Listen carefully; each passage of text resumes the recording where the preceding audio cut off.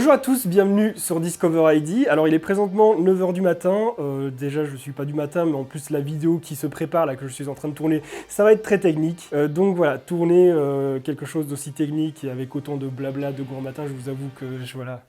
J'ai pas signé pour ça, hein. Moi je voulais aller faire des vlogs à Disneyland, manger des burgers comme ça devant ma caméra, vous faire des dégustations et vous donner mon avis. J'ai vraiment pas signé pour vous raconter des trucs aussi techniques aussitôt, hein. Moi la moyenne c'est 14-15 heures, pas 9 heures. Bref, aujourd'hui on va parler RAM parce que cette vidéo est sponsorisée par Kingston, plus précisément par Kingston Fury qui est donc leur nouvelle gamme gaming. Et en fait ils m'ont demandé de vous présenter la RAM qui est celle-ci, donc la Renegade. C'est de la RAM en DDR4 et je me suis dit, plutôt que de juste vous présenter cette RAM, ce produit, voilà, vous faire une review dessus et en vous disant voilà, c'est tel spec, ça sert à ci, ça sert à ça. Je me suis dit, étant donné que c'est de la DDR4 et qu'on rentre dans la DDR5, pourquoi pas faire un petit comparatif entre les deux? Pas spécialement en termes de perf, parce que j'avoue que c'est pas vraiment ce qui nous intéresse, surtout les consommateurs les plus débutants. Ils veulent savoir pourquoi il y a de la DDR4, pourquoi il y a de la DDR5, et pourquoi il faudrait passer entre les deux. Surtout pour la plupart d'entre vous qui sont surtout des gamers, qui ne font pas spécialement dans l'applicatif, dans la création, tout ça. Donc voilà, vous, je sais que pour la plupart, vous voulez juste savoir quelle quantité de RAM il vous faut pour jouer à quel jeu. Vous vous en foutez un petit peu de tout ce qui est fréquence, latence, etc.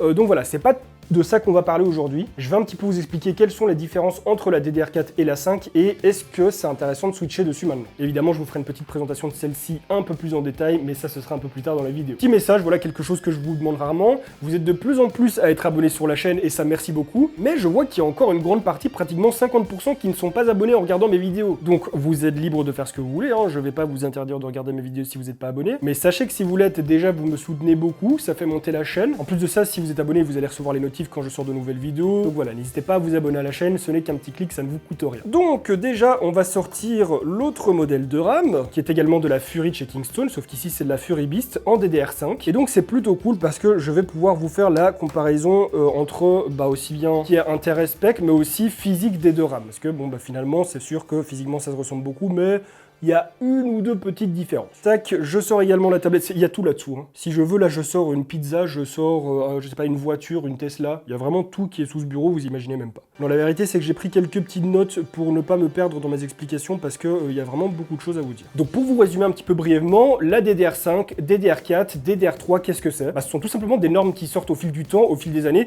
et qui représentent un petit peu les améliorations de chaque génération de RAM. Évidemment, chaque génération implique une nouvelle compatibilité, dans le sens où les cartes mères qui supportent de la DDR4 ne vont pas supporter la DDR3, inversement. Et pareil pour les cartes mères en DDR4 et en DDR5, elles ne se supportent pas entre elles. Genre elles s'aiment pas, elles veulent pas trop se parler, il y a une sorte de froid entre elles, je sais pas pourquoi, mais...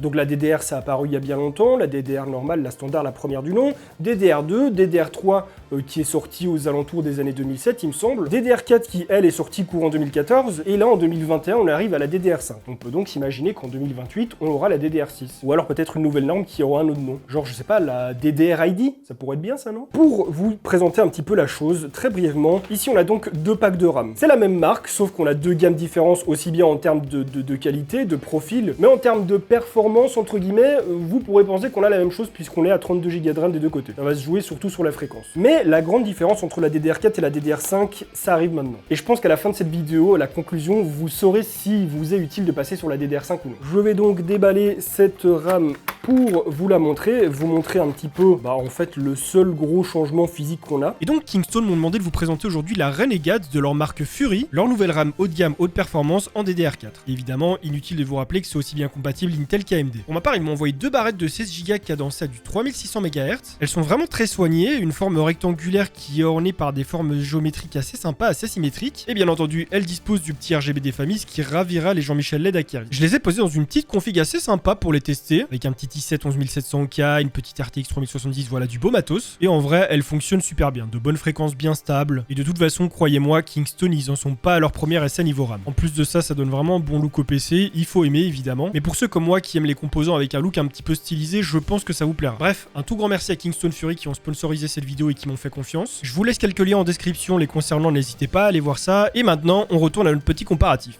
Bon, comme vous le voyez d'aspect, on a des produits qui sont très similaires. La seule grosse différence visible, c'est que celle-ci c'est du low profile donc voilà, comme son nom l'indique, elle a un profil beaucoup plus plat. Et celle-ci, c'est un profil assez standard qui est du coup un petit peu plus haut. Mais du coup, si on regarde un petit peu plus près, on peut constater que l'encoche qui se trouve au milieu de la rame plus ou moins, désolé pour la tremblote, je fais de mon mieux, et ben cette encoche elle n'est pas exactement au même endroit, et ça qu'est-ce que ça implique? Ben déjà une incompatibilité avec les générations de cartes mères précédentes, c'est-à-dire que comme je l'avais dit en début de vidéo, vous ne pourrez pas brancher de la RAM DDR5 sur une carte mère qui accepte la DDR4, et du coup inversement puisque l'encoche n'est pas non plus au même endroit. Au-delà de ça, il y a d'autres facteurs d'incompatibilité à prendre en compte, déjà le fait que la tension n'est pas la même dans les RAM, ça peut paraître étonnant mais de la DDR5, même si elle est plus puissante, on a une tension qui est plus basse. Et en plus de ça, ce qui change vraiment par rapport à la précédente génération de RAM, donc la DDR4, c'est que la DDR4 en fait elle était directement alimentée par la carte mère. Il y avait un étage d'alimentation directement dans la carte mère qui permettait d'envoyer de la tension directement dans la RAM, et cette fois-ci, la DDR5 elle a directement son petit étage d'alimentation qui est intégré. Ça veut dire qu'en soi, elle s'envoie un petit peu de la tension tout seul. Même si l'encoche était la même mais que vous mettiez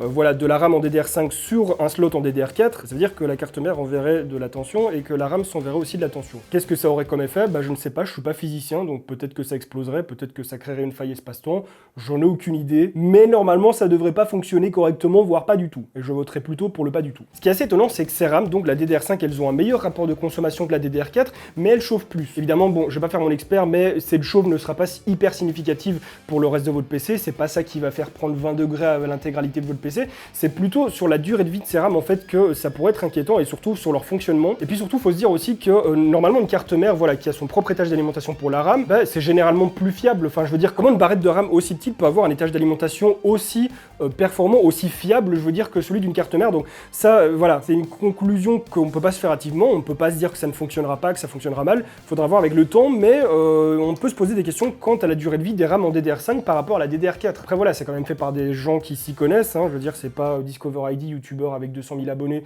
qui a inventé cette RAM, parce que sinon moi j'aurais peut-être, moi ce que j'aurais pu faire c'est genre l'étiquette qui est ici, vous voyez. Si j'avais inventé cette RAM, j'aurais créé juste l'étiquette et le reste je sais pas, il y en aurait pas eu. On est quand même sur des gens qui normalement savent ce qu'ils font, mais c'est sûr que du coup on peut quand même se poser des questions par rapport à ce mode d'alimentation qui change. Et du coup ça fait déjà deux choses qui changent par rapport à la DDR4, mais aussi deux incompatibilités. L'autre grosse différence qu'on a entre les deux aussi, c'est que les fréquences de la DDR4 commençaient à 2133 MHz, et généralement on plafonnait à du 3200-3600 sans overclock. Ici avec la DDR5 on commence à 4800, on peut aller jusqu'à 5600 dans ce qui se vend actuellement, mais on commence déjà à avoir des leaks et même recevoir des annonces de certains fabricants comme quoi ça va monter jusqu'à 6000, 6400, 7000, et peut-être même encore plus haut si ça a changé depuis que j'ai tourné cette vidéo. Donc on a des fréquences qui sont plus hautes sur la DDR5, on a aussi un casse qui est plus haut, une latence plus haute, mais ça va de pair avec le mode de fonctionnement de la RAM. Je suis pas encore assez renseigné là-dessus pour vous en parler, donc ça je ferai mes petites recherches pour voir vraiment pourquoi le casse est plus haut, genre sur la RAM on essaye de se trouver des casse 15, casse 14, tout ça. Ici on commence déjà dans les casse 34, 36 si je ne me trompe pas. C'est sûr qu'au début ça peut faire peur. Moi quand j'ai vu ça au début j'y croyais pas trop, je me disais attends mais c'est moi qui bug ou... Et en fait non, c'est juste que le casse commence beaucoup plus haut sur la DDR5. Est-ce que ça a un impact par rapport à la DDR4? Non, puisqu'on n'a pas le même mode de fonctionnement et en plus on a des fréquences qui sont beaucoup plus hautes, donc finalement l'un va compenser l'autre. À savoir aussi, en termes de mémoire, les DDR5 montent beaucoup plus haut. C'est-à-dire que dans le futur on va pouvoir trouver des barrettes à 128 Go, mais qui sait, peut-être même des barrettes à 256 ou quoi, bon, peut-être pas, mais en tout cas déjà on est sûr qu'on va pouvoir taper dans les 128 Go par barrette, ce qui fait que si les cartes mères et les procs qui sortent actuellement le supportent, on va pouvoir taper quand même des 512 Go de RAM assez facilement dans un PC, ce qui reste pour la plupart des utilisateurs assez useless, assez overkill même, dans le sens où pour le jeu par exemple, pour les utilisations standards, on n'a jamais besoin d'autant de RAM. Vraiment, on est encore à des années-lumière de ça. Et par exemple, pour l'applicatif, pour tout ce qui est montage vidéo, rendu, comme je vous le dis toujours, 3D, on a besoin de beaucoup de RAM. Ça bouffe beaucoup de RAM, ces choses-là, je vous le dis. Adobe, plus tu lui donnes de la RAM, plus il va en prendre. Il est vraiment avare, hein. Tu vas te dire, ouais, plus je mets de la RAM, mieux il va fonctionner. Moi, non, tu vas lui en donner plus, il va t'envoler encore plus, c'est horrible. Mais donc, pour les créateurs, pour les professionnels, on va quand même pouvoir taper des records au niveau du nombre de mémoire, et ça, c'est assez intéressant. C'est quelque chose que la DDR4 ne permettait pas. Donc ça, c'est un petit peu tous les différences entre les deux générations. Maintenant, la conclusion, c'est est-ce que ça apporte réellement quelque chose? Puisque du coup, vous vous dites, si je prends 16 Go de RAM, en fait, j'aurai quand même 16 Go de RAM, et si je prends 32, j'aurai quand même 32, donc au final, est-ce que ça change quelque chose réellement de prendre de la DDR5 à la place de la DDR4? Déjà, oui, rien que pour les fréquences, et surtout pour tout l'écosystème qui tourne autour. Parce que oui, par exemple, avec Alder Lake, la nouvelle génération Intel, on peut profiter de la DDR5, et très probablement avec les futures générations AMD également. Évidemment, il existe des cartes mères sous Alder Lake qui sont en DDR4, mais mais ce serait un petit peu con de changer de processeur, de passer une génération sans essayer de profiter de tout l'écosystème. Et donc bah voilà, rien que le fait de vous munir de DDR5, ça va vous permettre de profiter de absolument tout l'écosystème, c'est-à-dire les nouvelles cartes mères, les nouveaux processeurs et bien entendu la nouvelle RAM. Et croyez-le ou non, la fréquence de la RAM, ça joue quand même beaucoup sur nos performances. C'est certes pas ça qui vous apporte 20 FPS en jeu, mais ça a quand même un bel impact. Donc oui, ça peut être très intéressant de passer sur de la DDR5 et tout l'écosystème qui va avec. Maintenant, la question qu'il faut se poser, c'est qu'est-ce que ça engendre et surtout quels sont les coûts, et ça je crois que c'est le point le plus important. Premier point, concernant la DDR4, pour nos utilisations actuelles, ça reste toujours super intéressant. Que ce soit pour l'applicatif, que ce soit pour le jeu, on peut encore totalement s'en contenter. C'est pas encore une nécessité de passer à la DDR5. C'est peut-être bien de prévoir pour le futur, voilà, de se dire je vais passer sous tout l'écosystème qui tourne autour, mais ce qu'il y a c'est que, comme je l'ai dit plus tôt, pour profiter d'une partie de cet écosystème, on peut totalement rester sur la DDR4. Il y a encore des marques comme Asus, MSI et même les autres, j'ai pas encore tout regardé, mais qui font des cartes encore compatibles DDR4, qui fait que vous pourrez totalement profiter d'Alder Lake sans pour autant devoir choper de la DDR5. Le problème avec ça, comme je l'ai dit un petit peu plus tôt, je le rappelle, c'est que pour le futur, moi je vous conseillerais pas forcément de passer sur une nouvelle génération de processeurs en gardant la DDR4, parce que vous risquez de rater certaines features, genre tout ce qui est XMP 3.0, et plein d'optimisations qui ont déjà été faites avec Alder Lake et Windows 11. Donc selon moi, ce n'est que mon avis à moi, ça vaut pas la peine de passer sur cette nouvelle génération et de rester en DDR4. Si vous passez sur la nouvelle génération, vraiment prenez de la DDR5. Mais par contre, justement, là est le problème, c'est que changer d'écosystème comme ça intégralement, ça coûte de l'argent. Déjà, il faut racheter un nouveau processeur, bon, sachant que la nouvelle génération Intel est pas beaucoup plus chère que la précédente, ça c'est très cool. Mais par contre, niveau carte mère et RAM, c'est là que ça devient très cher. Actuellement, les cartes mères en DDR5, elles coûtent la blinde, vraiment, ça coûte hyper cher. Et même la DDR5 en elle-même coûte très cher, parce que, voilà, le fait qu'on a des fréquences qui sont plus hautes, on a directement un étage d'alimentation dans la RAM, et plein d'autres détails qui font que ces RAM sont plus chères à la fabrication, bah forcément, ça coûte plus cher. Je peux vous dire qu'actuellement, les kits de DDR5, ça coûte vraiment encore super cher. On est limite passé au double du prix par rapport à la DDR4. Puis, inclus à ça le fait que c'est nouveau, donc forcément, ça se permet de mettre des prix un petit peu plus chers, que ce soit niveau RAM ou carte mère. Donc forcément, bah oui, l'un dans l'autre, ce changement d'écosystème, ça arrive vite dans les, je sais pas, 800 à 1000 euros, même pour du moyenne gamme, voire bas de gamme. Donc, un changement d'écosystème pareil, ça fait quand même un très gros coût, et c'est l'un des problèmes à switcher actuellement de la DDR4 à DDR5, situation qui évidemment se débloquera avec le temps. La DDR4, quand elle est sortie au début, c'était super cher également, soit la RAM ou les cartes mères, voilà, ça coûtait pas mal. Donc là, on peut imaginer que dans une période, je sais pas, je dis ça complètement au hasard,